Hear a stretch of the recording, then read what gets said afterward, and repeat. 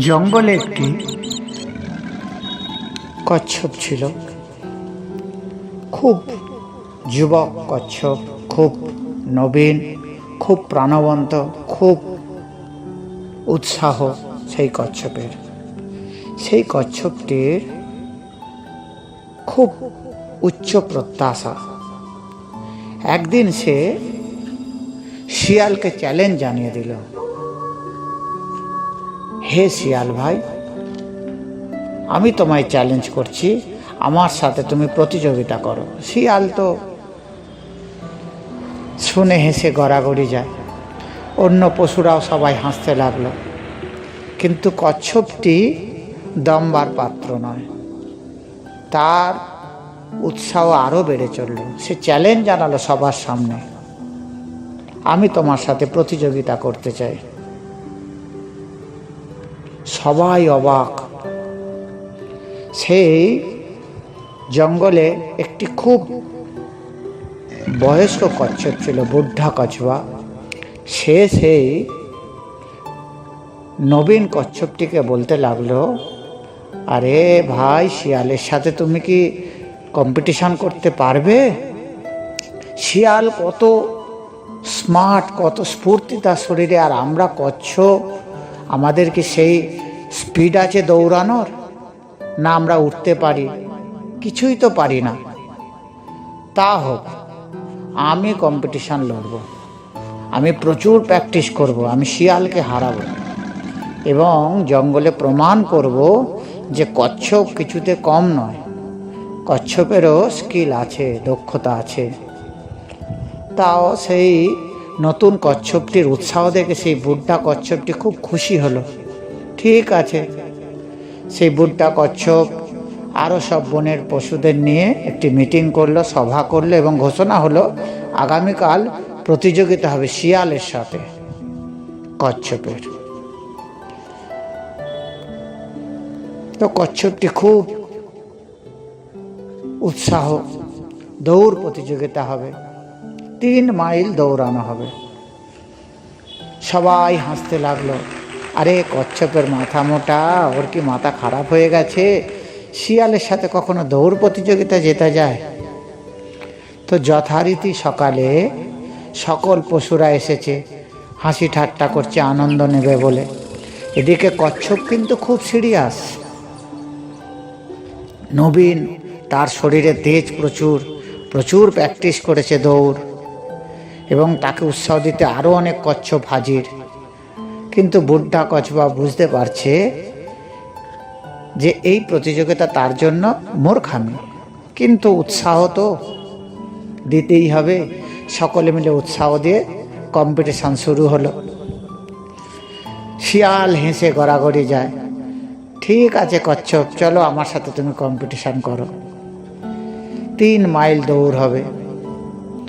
তো যথারীতি হুইসেল বেজে গেল, দৌড় স্টার্ট। কচ্ছপ প্রাণপণে দৌড়ে যাচ্ছে, আর শিয়ালের দৌড় তো অনেক বেশি। শিয়াল 3 মাইল দৌড়তে হবে, শিয়াল প্রায় 1 মাইল দৌড়ে চলে গেল, হাঁপিয়ে গেছে। শিয়াল ভাবছে, আরে কচ্ছপ কোথায়, অনেক পিছনে, আমি একটু বিশ্রাম নিই। শিয়াল একটু বিশ্রাম নিল। বিশ্রাম নিতে নিতে দেখছে কচ্ছপ এসে হাজির। কচ্ছপের কিন্তু জোশ খুব, সে একইভাবে দৌড়ে যাচ্ছে, অনেক প্র্যাকটিস করেছে, খুব উৎসাহ তার।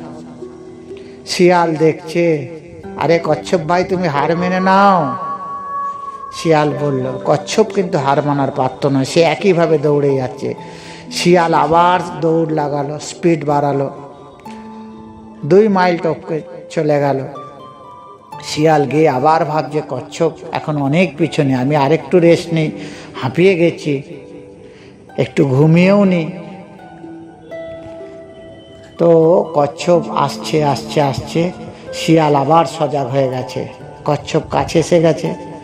আরে কচ্ছপ ভাই, তুমি একইভাবে দৌড়চ্ছ, তুমি কি হাঁপাচ্ছ না?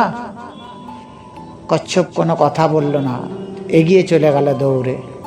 শিয়াল কিন্তু তখনও হেসে গড়াগড়ি যায়, আরে মূর্খ কচ্ছপ, শিয়ালের সাথে তুমি দৌড় প্রতিযোগিতা পারো? দেখো, আবার কচ্ছপের দৌড়ের সাথে সাথে শিয়াল দৌড় লাগালো। আবার শিয়ালের স্পিড যথারীতি বেশি, এবং 3 মাইল পথে শিয়াল সবার আগে পৌঁছে গেল।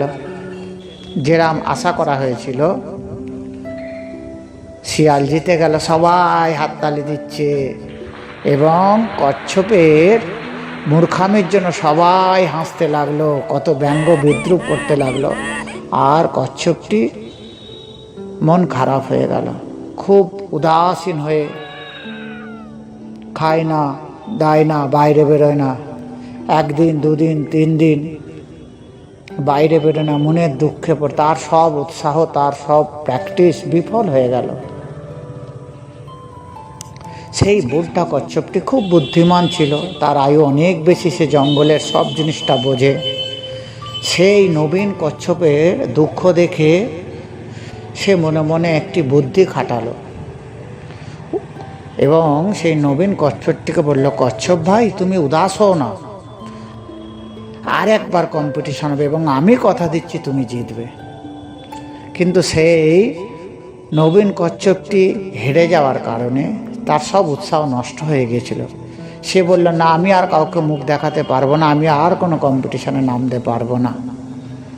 আমি ভেবেছিলাম আমি প্রাণপণে চেষ্টা করব এবং শিয়ালকে হারিয়ে দেব, আমার সব বৃথা, সব প্র্যাকটিস বৃথা, সব বৃথা।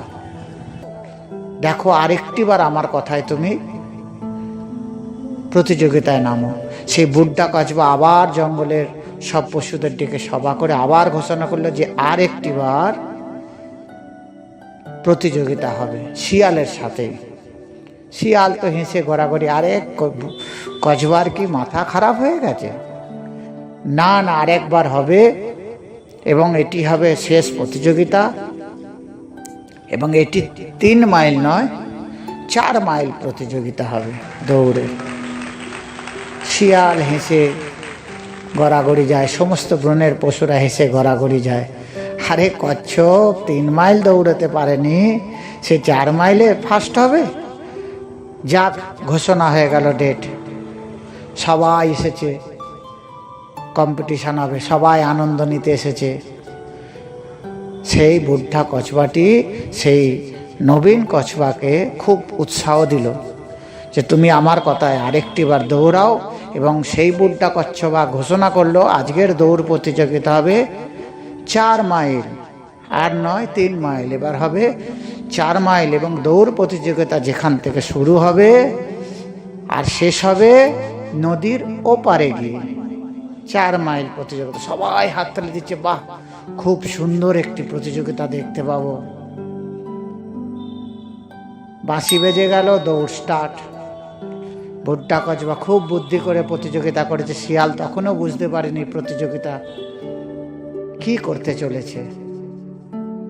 সবাই দেখছে বুড্ডা কচ্ছপর এই বুদ্ধির কারণে নতুন প্রতিযোগিতা, এবং নবীন কচ্ছপ প্রাণ ভরে দৌড়ে যাচ্ছে, দৌড়ে যাচ্ছে।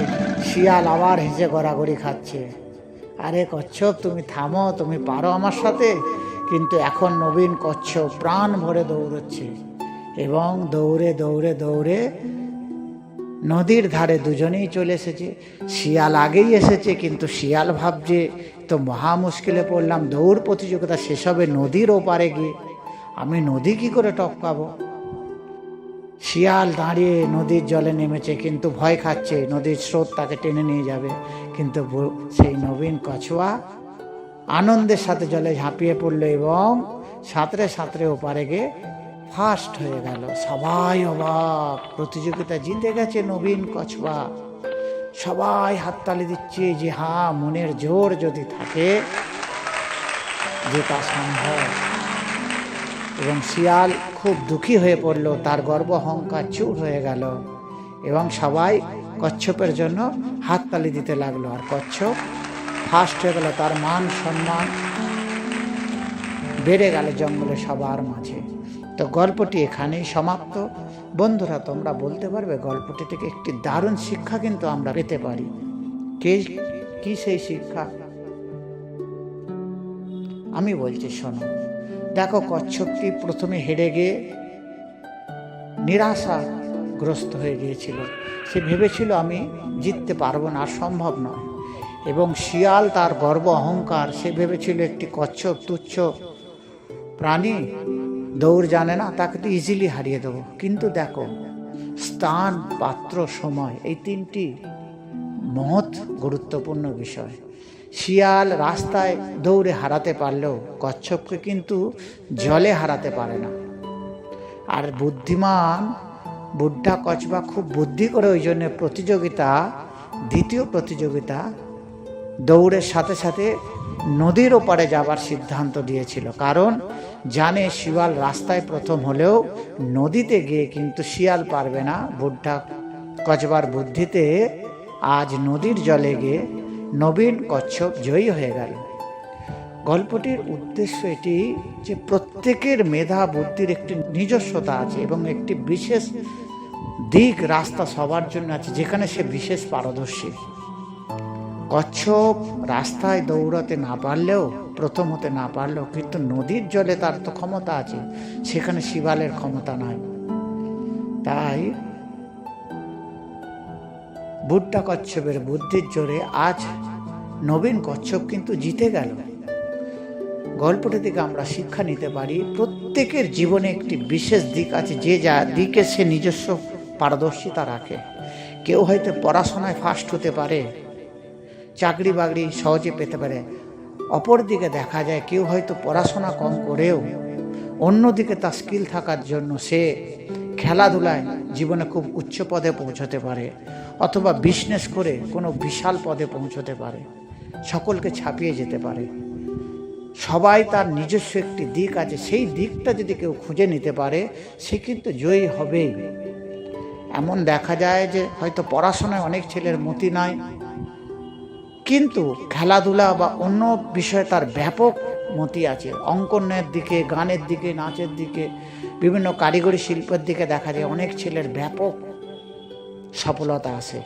ঠিক ওই কচ্ছপের মতোই হয়তো সে রাস্তায় দৌড়তে না পারলেও নদীর জলে কিন্তু তার দৌড় কেউ আটকাতে পারে না। ঠিক আমাদের কর্মজীবনে, আমাদের বাস্তব জীবনে, পড়াশোনা জীবনে আমাদের বিশেষ পারদর্শিতার দিকটাকে আমাদের খুঁজে নিতে হবে এবং সেই দিকে যদি আমরা এগিয়ে যাই, নিশ্চিত আমরা সফলতা হাসিল করতে পারবো ওই কচ্ছপের মতোই। ঠিক আছে বন্ধুরা, এরকম সুন্দর সুন্দর আরও গল্প পেতে তোমরা আমার ইউটিউব চ্যানেলটি অবশ্যই সাবস্ক্রাইব করে দাও। ভালো থেকো, আবার নতুন গল্প নিয়ে হাজির হব।